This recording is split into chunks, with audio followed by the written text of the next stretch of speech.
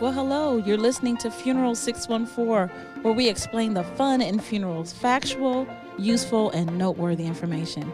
I am your host, Lori Diaz, the funeral chick, and today's topic is extremely, I think, a difficult topic. I think it's a hard topic. It's a topic that's not often talked about in our community, but when you look at the alarming statistics across the country, of the people who are committing suicide, not completing suicide. I want to get that correct. I think it's just something that we need to talk about because in our community, I think growing up, I was often told, oh, we don't do that. Mm-hmm. We don't do that.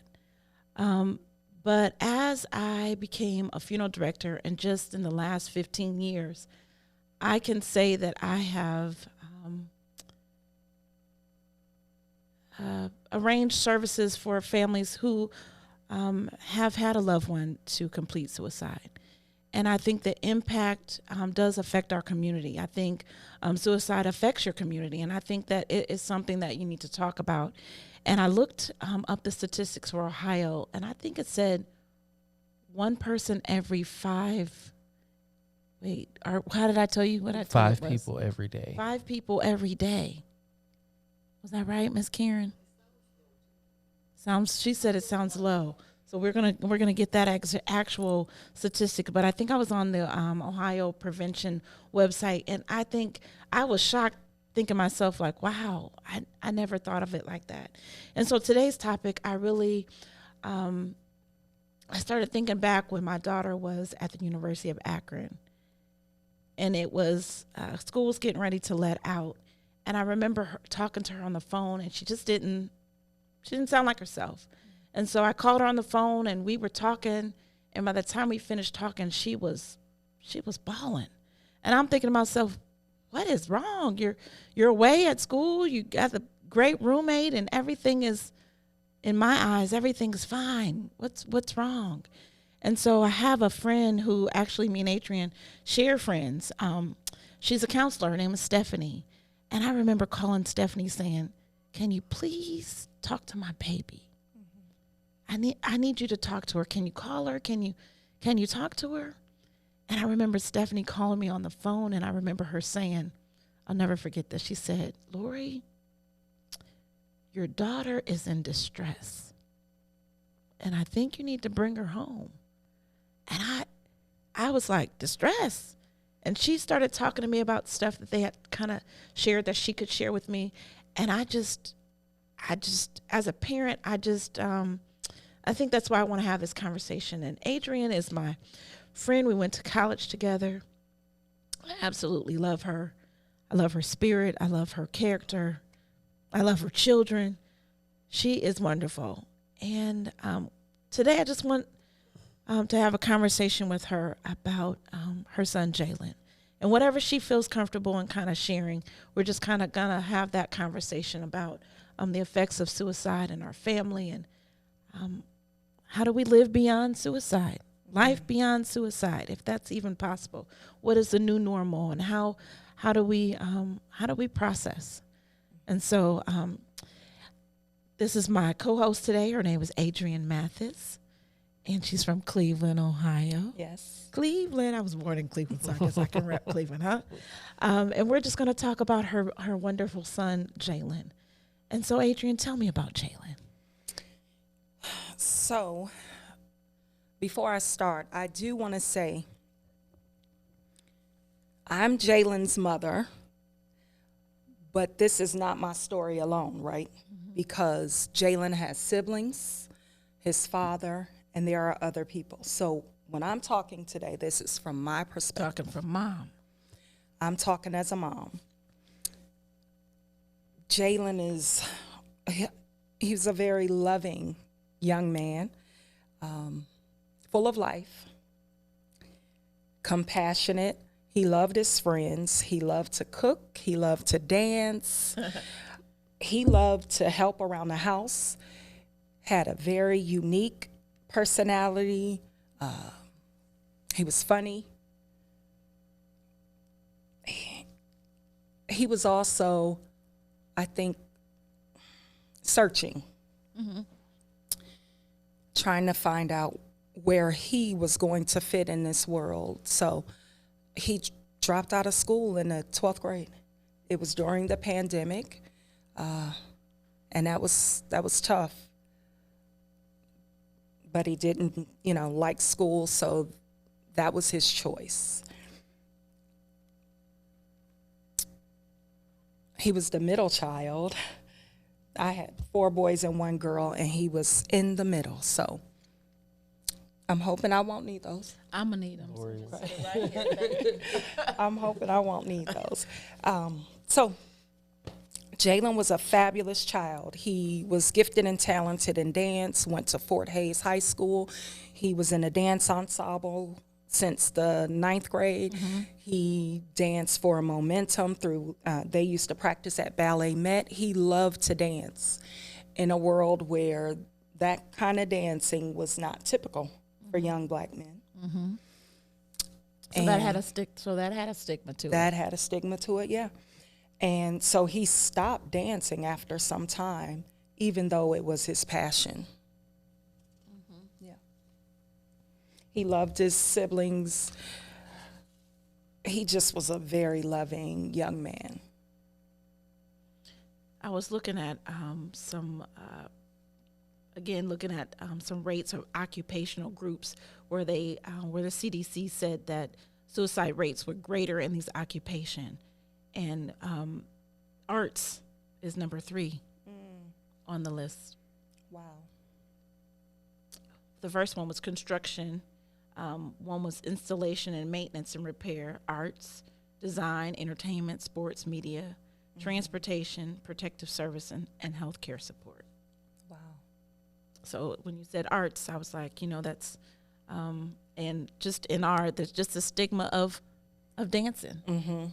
It meant it had a stigma. You're a certain type of way because you were dancing. No, I just like to dance. He loved to dance, and he was very good at it. And I agree that there is this stigma, and art is an expression. It's the way you get out what you're feeling. It's a way you can express who you are to the world. So when he stopped doing that, I think there was a suppressing of who he was as a person. He wasn't as free to be who he was. And he did like hip hop dance. He did, modern dance. He would do the ballet, but he always owned who he was as a dancer. He was still very much Jalen in everything that he did. So he brought his hip hop self. He brought his, he loved rap, everything. So he brought that all to the table. Tell me about, sometimes people say suicide is connected to mental health, and some people say suicide is definitely not connected to mental health. Do you feel like there are some mental health challenges that a person might have that are maybe not seen, like in this situation with my daughter? It was some signs that I was seeing. But I think there were a lot of things that I also missed as well. So I would say this. I'm not a doctor, and I cannot diagnose mental health. I love that. I think people, survivors of suicide, those who are left, we try to find answers. And so because of that, we try to look for clues afterwards. I will honestly say that prior to Jalen making his choice, because I believe it was a choice, I think he was in his right mind, if you will. He was the Jalen that I know. He may have been going through something, but I think there could have been some coping, there could have been a strategy that we utilized. I had them in counseling. I had them in mentoring programs. So I was building a support system around him. So, but you got to remember, there was a lot of other stuff going on. George Floyd, our young men were being attacked in the streets. They weren't able to breathe. And so success was always on their backs, like, what are you going to do with your life? But every time they would try to do something, there was an obstacle. And that was something my son was very big on, like, why do I need to go to school? Why do I need to do it this way to be successful? So I think more so the pressures of the world falling on people. So as it relates to the mental health question, did you say something? No.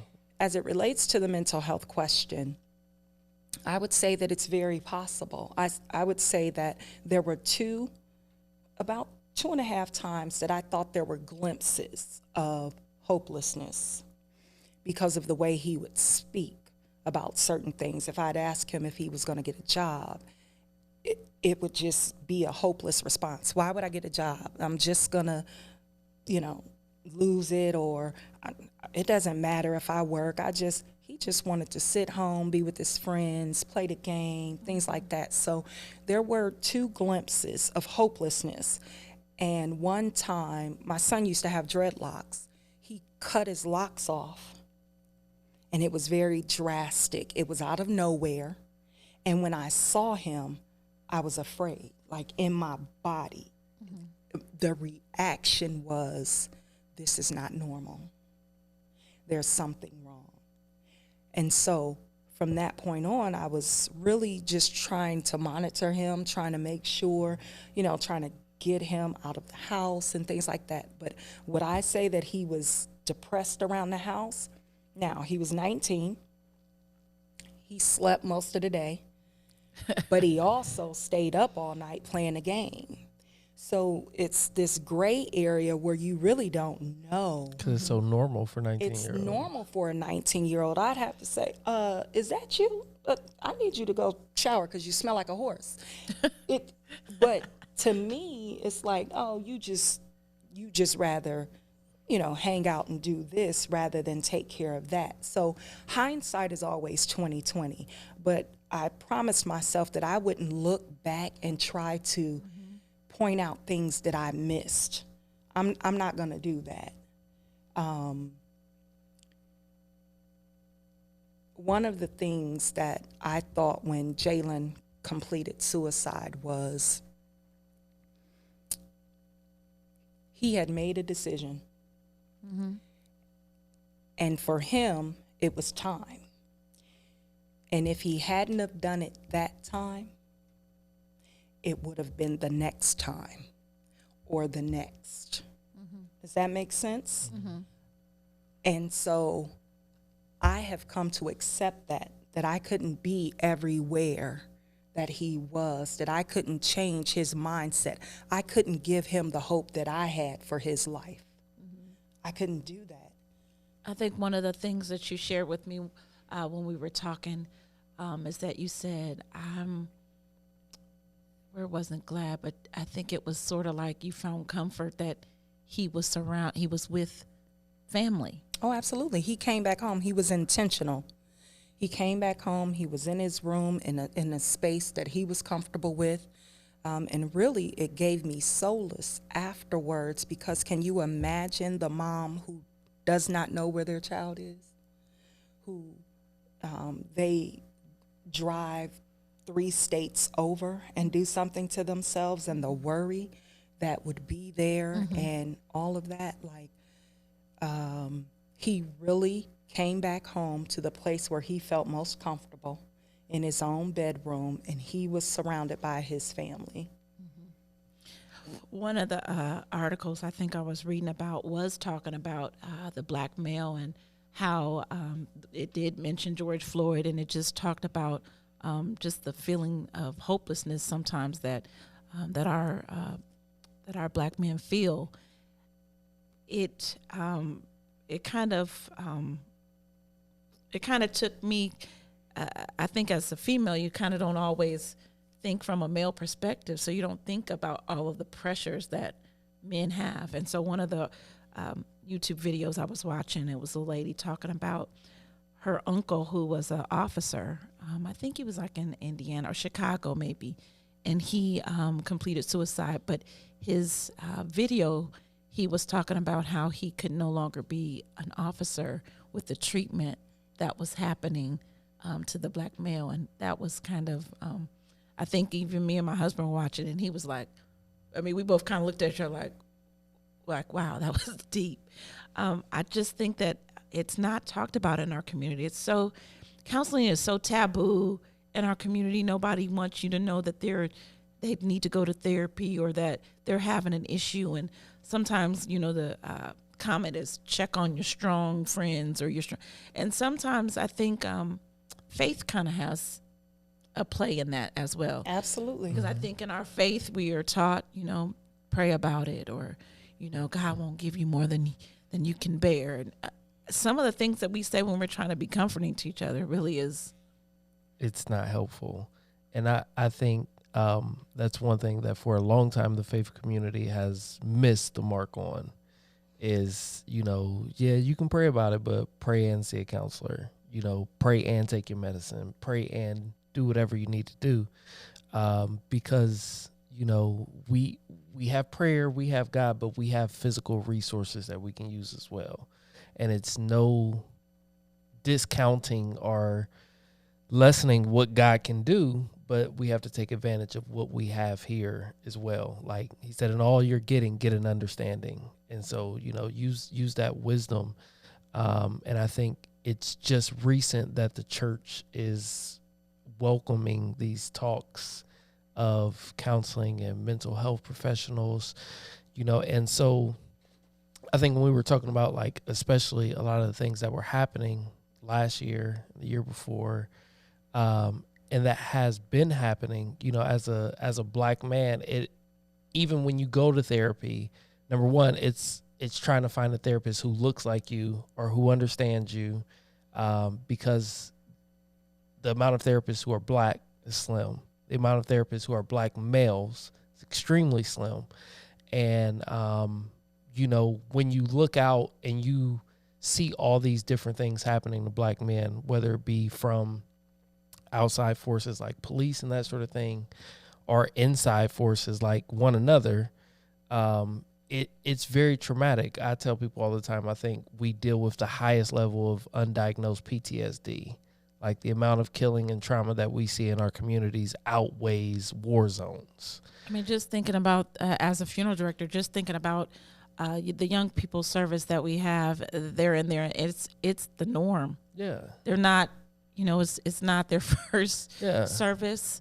It's almost like a ritual. It's like, okay, we're going to get the T-shirts. We're going to go. Absolutely. Like you talk to some of your white counterparts and they're like, oh, my grandma passed and this is my first time going to a funeral. It's like, what? I've been going to funerals my whole life, like multiple a year. What do you mean? And it weighs on us in ways that I think we don't realize. And, it just, I don't know. I think it darkens the way we see life when things go wrong. That you can be a normal, whatever that is, happy, upbeat person, and just the circumstances of life, you see how drastic those circumstances has affected people around you to the point that you feel like, there is nothing else, or there is no turning that situation around, because we rarely see life turn around for the better for people. So I'm going to touch on that because I think that's definitely part of the problem. It's that constant conflict for not, and at this point it's not just African American males, it's females as well. But there's a book that's called The Body Keeps the Score, that talks about how, I guess, trauma impacts you, or how microaggressions may. Just think about the number of things that title that people go through that is systematic, that is in place, and there's like barely anything we can do to combat it. And so that's the thing. Jalen went to jail for something right after Thanksgiving, for something that he missed court. He had a court date that he missed, and he had gone to the hospital for a injury that he had. And when they let him out of the hospital, the police were there to take him to jail. So he spent from right after Thanksgiving until around December 18th. That's when he came home in jail because of missing a court date. So just think about that. Everything else you're going through, and now you're in jail for three weeks or so, and you get out, and you know that this is a system. You know that you have a court date, and if you miss a court date again, it's like, and something that he said he didn't do. So, and he had gone through this in high school as well, where they cleared him, but if he wasn't at every court date, then there was a problem. So this structure, this system just compounds things for our young black men. So if they don't do everything right, if they don't get there even though they didn't do it, then they'll go to jail and they got to pay bond. And if they can't pay bond, then they have to stay in jail. And this compounds upon this and this and this. And they know that this system is not changing. So I think along with seeing counselors, which I think is definitely a strategy we do, on top of our faith, we need to get help. We need to have a strategy for how we are going to balance all of that. But on top of that, the system needs to change. We can't continue to have a system that is targeting. Targeting. Absolutely. Because that's what makes the situation seem hopeless. Yeah, because I was going to say, I say all the time that black children don't have the ability to just be kids and learn those lessons like some of our counterparts. We just don't, because you will go to jail for doing the exact same thing that other people do, and they're told, hey, you can't do this. I was reading your story about black children, so I was reading about the statistics about young children who complete suicide. And one of the stories that we were watching on YouTube, it was a documentary. The guy, I think he was 7, first grade. And he talked about being bullied in school, and he talked about racism. 7. And so it just became just a heavy burden of talking about the effects that that we sometimes go through. What would you? Sometimes we try to be supportive, but we don't actually get it right. Tell our audience something that you want people to not do, because I'm sure there's probably something that has happened that you're like, don't do that. So I would say, don't expect a person to grieve the way you think they are supposed to grieve or mourn. Everybody's journey is their own. And so if they are strong, if they bounce back quickly, if they, are still grieving after a year or 2 or whatever the case may be, just support them. Just be there. Don't say things like, oh, but that was a month ago. Like you're supposed to be over it already. And then, for God's sake, if I haven't talked to you in 20 years. Come on now. And something happens in my life, and the first time I hear from you is because you want to know why. What happened? That's not okay. Like, if we weren't talking before then, don't reach out to someone and say what happened, because you're just being nosy. You don't really care about what's happening in my life, or we would have been in contact. So I think social media has kind of given people the understanding that you don't have to have tact and you can just ask whatever you want or assume whatever you want, and that's not okay. So I think those would be my top. Okay. Yeah.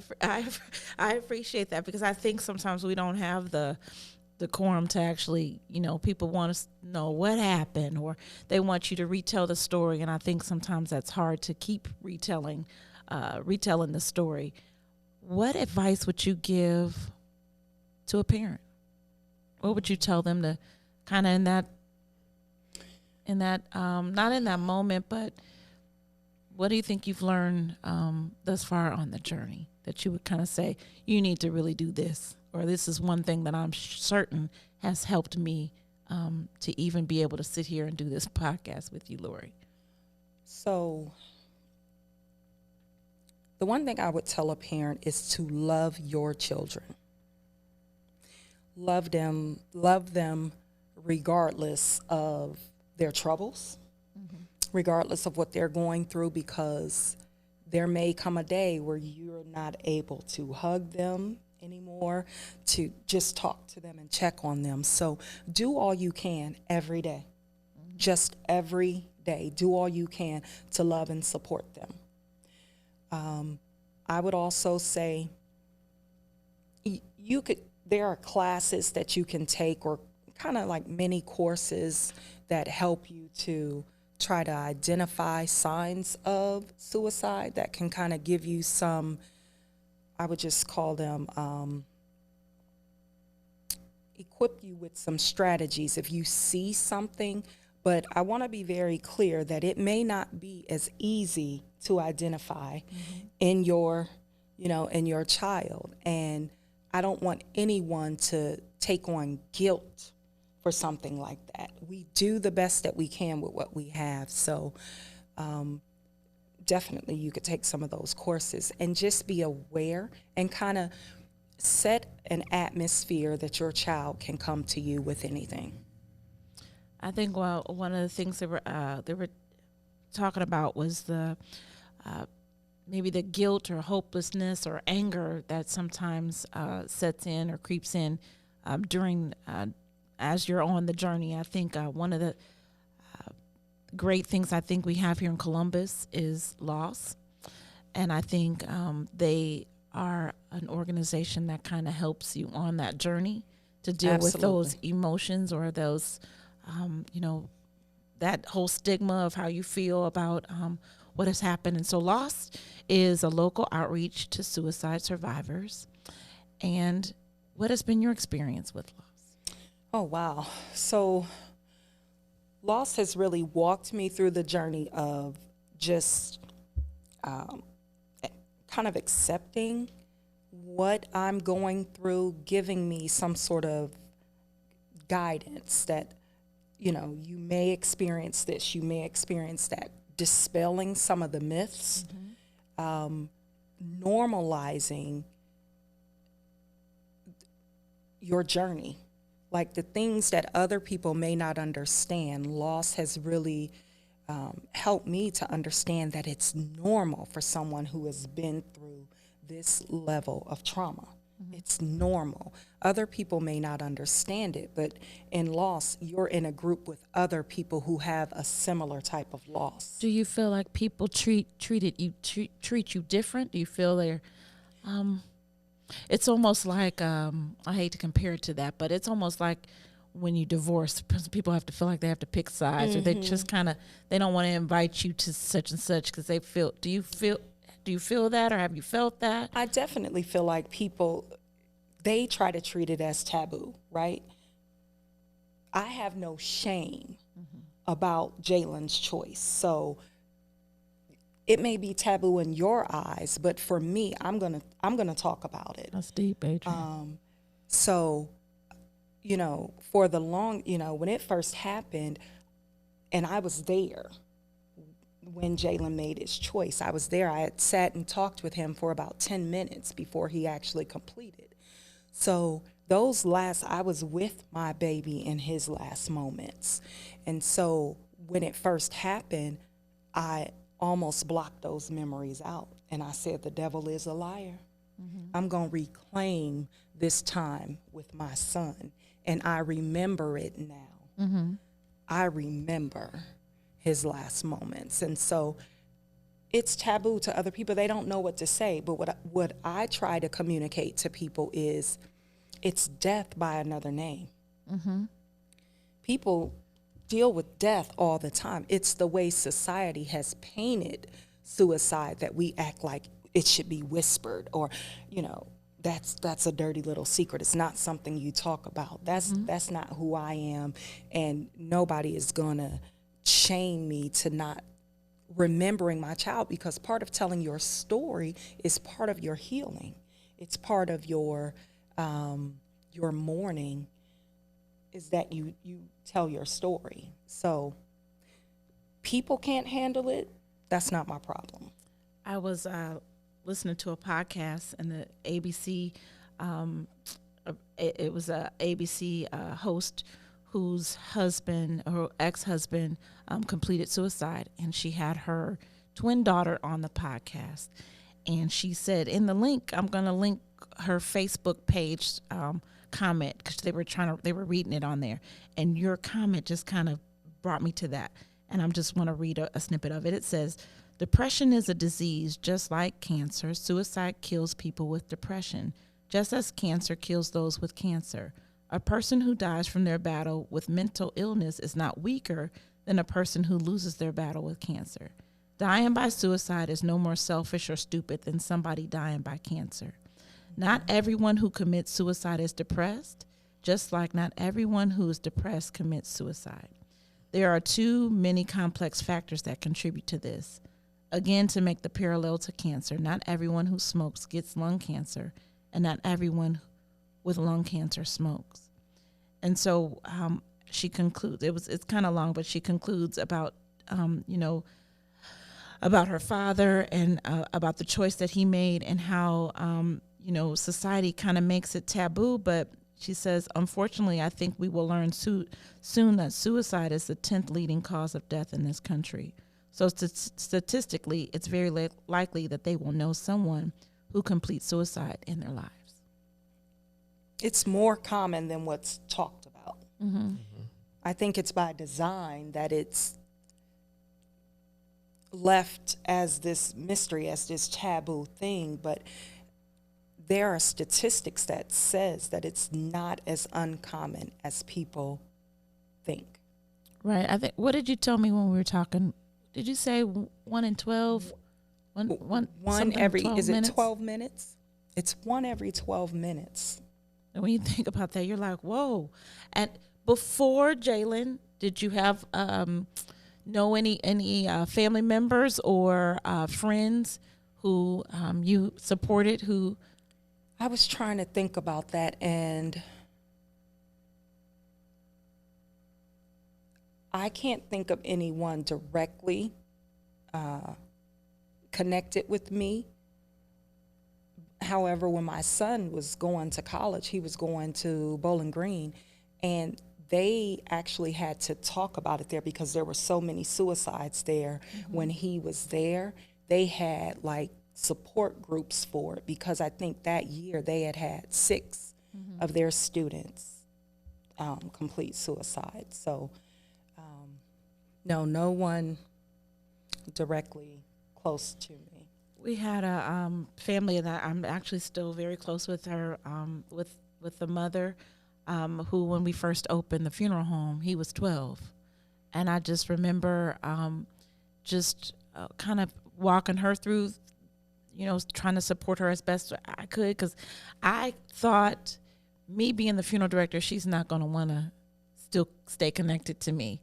But in some way, I think maybe she feels like I was the last one to care for her baby. So she has even moved to Houston. But just even this past Mother's Day weekend, the text came from her to tell me that she was thinking about me. And I was kind of like, wow, that's super sweet. But just watching her go through the journey, and just it's organizations like Lost that are there to kind of help. To make sure that, like you say, that it is normal, that it is okay. I think the beauty that when I was researching loss, I think one of the things I think is wonderful is that you are not talking to someone who hasn't had your experience. And sometimes you need to have someone who it's like you're seeing someone who 20 years and you see them, it kind of gives you some hope. Like, okay, I can see a little bit beyond this. That the organization is started by a mother whose son was 19, who completed suicide. So I just think that there is hope, and I think Adrianne, you are. I know you're tired of people calling you the strong person, but I just your strength through this journey has just been remarkable. I just have watched, even if I'm creeping on Facebook, but I'm friends, I can pick up the phone and call. So I don't have to creep on Facebook. And you do. You pick up the phone and call. I don't have to creep on Facebook. But I'm just like, I just love you, and I appreciate you sharing the story about Jalen. What do you think? I don't know if people know, Jalen was able to save some lives. Absolutely. And so would you mind talking about that? Sure. He we chose Lifeline of Ohio, and he was an organ donor, and they took 5 organs, and I got to see if I can remember. It was his liver, I think kidney, I think you told me that. lungs, and I'm missing one. I forgot it too. Heart. Oh, right. So those organs were able to go to 5 different people all over. I'm not sure the location. So in his death, he was able to potentially save 5 lives. And I was very proud. He is our hero for, that opportunity for him. How do you think your family has been strengthened through this? Oh, that's kind of a crazy question, but what do you think has... I think this experience has taught us to really love on one another more, and to just support, have an understanding ear, and to really, I guess, be aware of what's going on in people's lives. And I think mainly it's love your loved ones today as best you can.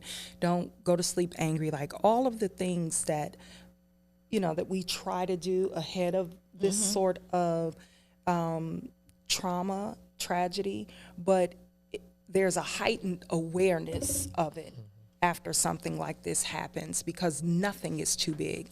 Nothing is so egregious that you just shouldn't talk to somebody. Nothing, because they could be gone tomorrow. It's just that we take it for granted.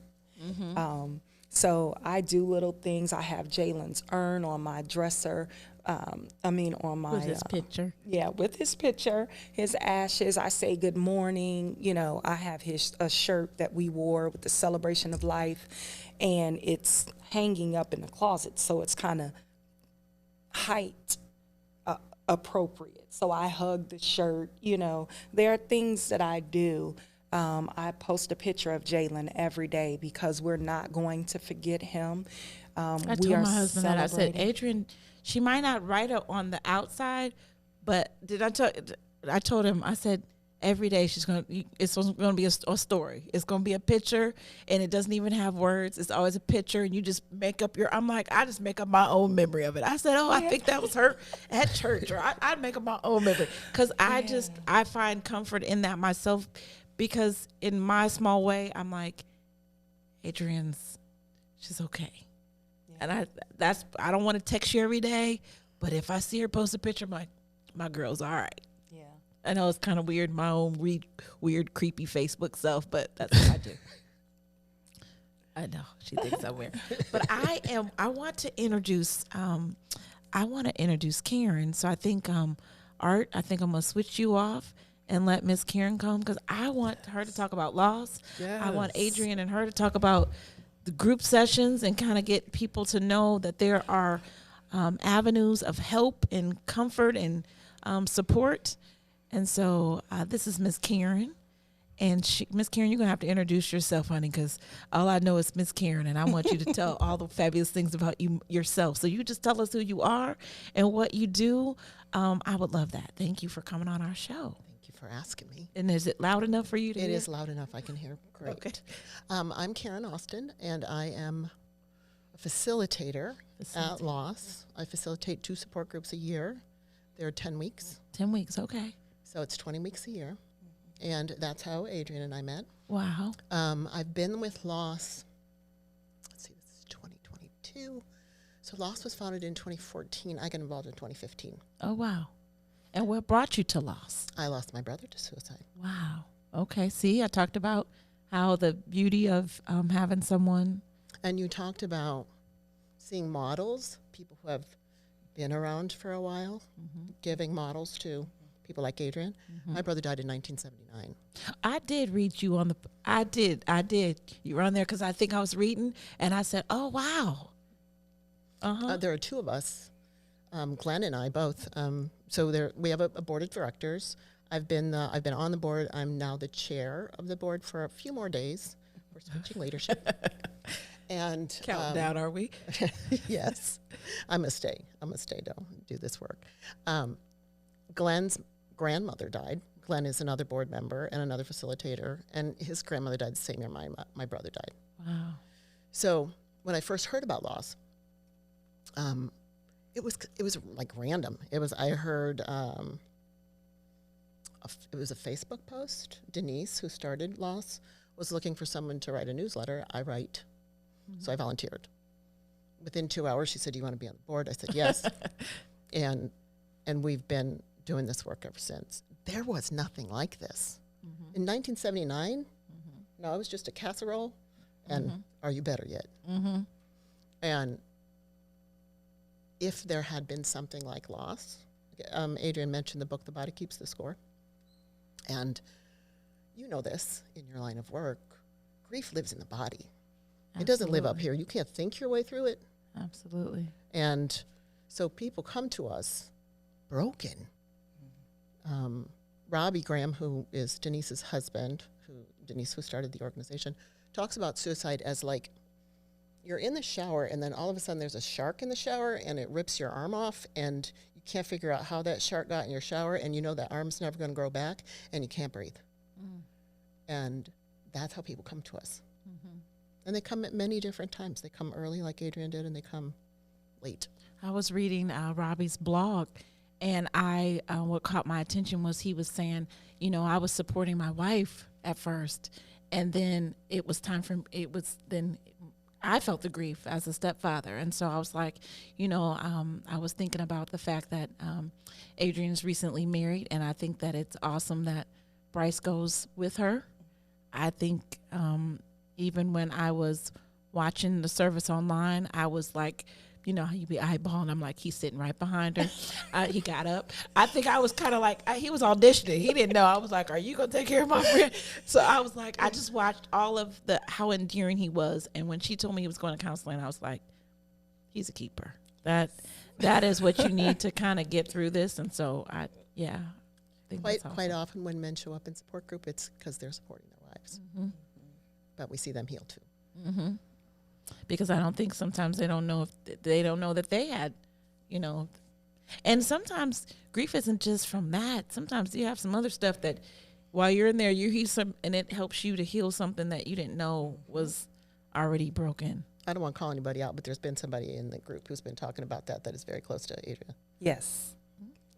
Listen. It definitely has happened for him. Honey, listen. Sometimes I'm even sitting in a service and they'll say something and I'm like, I didn't even know that was an area that I need to improve on or get better at. Just watching, just when you were talking about loving your family members and being intentional, I think sometimes when you see services where people, they didn't have a good relationship or something has gone wrong and they don't have that chance to actually, just the fact that you said that was wonderful. What key thing do you think, if you wanted to tell someone about loss, what would you want them to really know is a key component? Like, this is who we are. So we hear about suicide prevention all the time. Loss is based on a postvention model. Postvention. Okay. So when a suicide happens in a community, and I'll tell you a number in a second, there's an increased chance that another one's going to happen. So when Denise lost her son Dre in 2012, she came out of it a little while later, and she said, there's nothing for someone like me. Mm-hmm. When someone dies by suicide, they used to say, when I first started at Loss, there was a number, it was 8. 8 people were affected when there was a suicide. And I used to think, where'd that number come from? But it had been reported in the media for years and years and years. And then there was a new study done in 2016, I believe, by the University of Kentucky. And that study came up with a number that was a little more believable, which was 135. Mm-hmm. So you think about, in Jalen's case, classmates, Mm-hmm. friends, it's probably an even way bigger number than that. Mm-hmm. And they're all affected incrementally in different ways. So it might be way out here, or it might be right next door. Yeah. If we were not in COVID and had that limited number of tickets, just from her sorority alone, it would have been past 135. Exactly. So that, what happens, you talked about the five in Ohio in a day, and it's 1 every 5 hours. I think that I read two of those same statistics. Think of 5 times 135 a day, and how many people are affected. So we exist to be an installation of hope for the people that are left behind by suicide, and to help them thrive rather than just survive. So when you go through the 10 weeks, can you go again? Anytime you want to. Okay, I was going to say, Yeah. you go through, can you start over if you want? We've had lots of people do that, especially people who come early. Can I see your book, Adrianne? Oh, absolutely. Sure. Oh, this book? Yeah, this book. So Loss is based on a model that is curriculum. Like our support groups are based on a curriculum. And so everybody gets the book, and some people never open the book. And then they come back the next time and they're like, I read the book this time, because they've got some healing. And then they're not ready to open the book. Right. They're not ready to open it. We've had people throw the book across the room. It's okay. Yeah. But that, I would say that this is a post-vention based model, and you don't hear about post-vention very often. No. And I think Loss goes to do you go on site? Yeah, sometimes, yes. So we work directly with the coroner's office, and we have a group of trained volunteers who, when the coroner's office activates us and says there's been a suicide, and the coroner's office decides, if it's safe, then they bring in Loss, and there are always at least 2. At least one of them is a survivor. Most of the time they're both survivors, and they're just there to hand someone a bottle of water and to say, you're not alone. There's a whole community of us out here. And we hand them some materials, and then we follow up with them, and we follow up with them, and we follow up with them. Adrianne, is that right? Oh, absolutely. I got the information from a number of different resources. It was sent in the mail through the funeral home. I think I got something else through Lifeline of Ohio, where they give you the Franklin County resources, and Loss is listed on there. So I feel like now survivors of suicide are well supported. I know. Well, there's opportunity for them to be, for sure. Yeah. Absolutely. Do you think I think even Ms. Karen mentioned this about having more people who actually are African American in the support groups, whereas maybe we feel like it's no longer taboo, and that we recognize we need some help, and that this is a crisis, or an epidemic, or something that we need to really be dealing with as a community. Because what Ms. Karen said about it affecting 135 people, just think about that in your in the community. Absolutely. Just the devastation that it happens, and just having to be able to live life beyond that. What do you think? One of the articles I was reading is no. It was a video on Loss, and the lady was talking about how she went to a support group, and she realized the timing wasn't right, and that it just wasn't the type that she wasn't ready for it, or it just didn't match what she was. What makes a good support group? How did you know of this? I'm liking this. What was it that you were like, this is working for me? Had you tried any other ones? So I actually started one online that the funeral home sent me a link where you could go through some curriculum online, but I had trouble viewing I think they may have had videos, I couldn't see them. So that wasn't working out for me, but I did start it. I attempted it. I'm more of a people person because Loss actually has a Zoom that you could do as well. But I needed to be in the room with people because there were people in the room that could benefit from what I knew.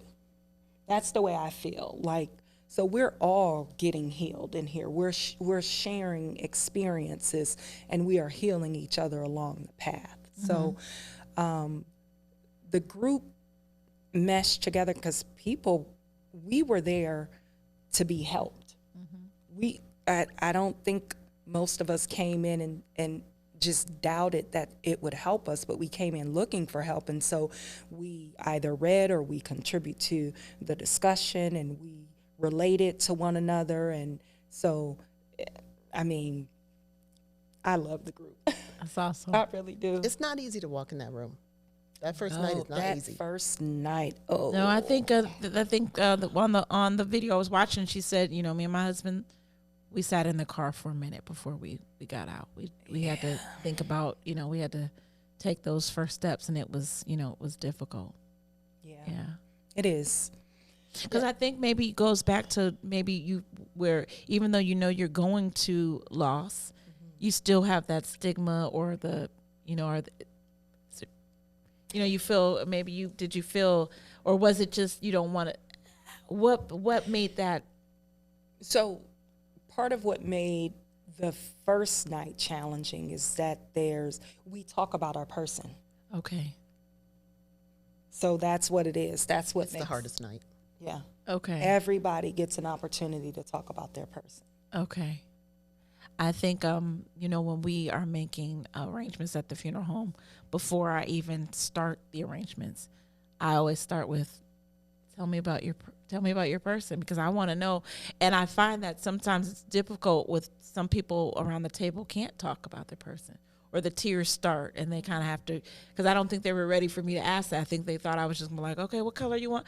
But I want to connect with them. I want to know about your person because your person's special to you, and I want to hear about them so that I can connect in that way. So We've had people go through entire groups and never speak. Doesn't happen very often. But there are just some people who aren't ready. Exactly. and that's Like okay. you said, and it's okay. We don't make them. Right. Well, do you want to read where Lost is, or you already have the address? You want to tell them the address and phone number? I can't even remember the address. Here we go. It's on Riverside Drive across from Greg's. So I didn't bring my glasses. Here, I can do it. I can do it. So the website is losscs.org. Yes. And the number is 614-530-8064. And I will put a link in the show notes so that you can connect with them in the community. They are a community of hope, and I hope that today's podcast has brought you hope and that you've learned something about how to support survivors of suicide. Thank you, Adrianne, for sharing Jalen with us. Thank you for having me. Appreciate it. Thank you, Miss Karen, for coming to talk about loss. Thank you to my husband for producing another awesome podcast, and to my co-host, who I think he ran to a second job. Thank you to Art Davis. Thank you again. Make it a great day. Well, that's our time, and we look forward to our next episode. Thank you so much for tuning in. We appreciate our audience. If you're not subscribed, please subscribe in Apple Podcasts, Spotify, Google Play Store, or wherever you consume podcasts. If you feel so inclined, leave us a comment. But please be sure to share this episode in your circle of influence. Until the next episode, I'm Lori Diaz, the Funeral Chick.